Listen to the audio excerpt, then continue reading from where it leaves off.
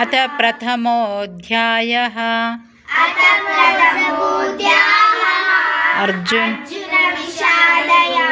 योगः धृत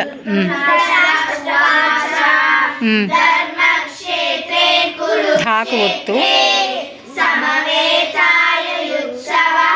युयुत्सवः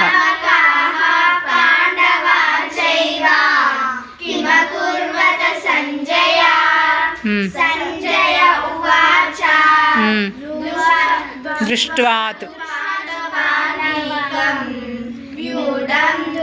दुर्योधनस्तदा आचार्यम् उपसंगम्य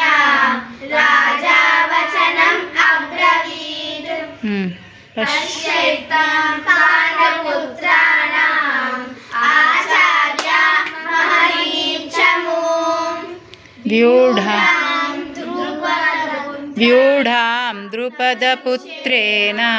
तव शिष्येन धीमता पश्यैतां पाण्डुपुत्राणाम् आचार्य महतीं च मूं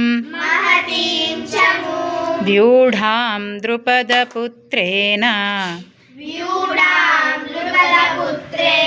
तव शिष्येन धीमता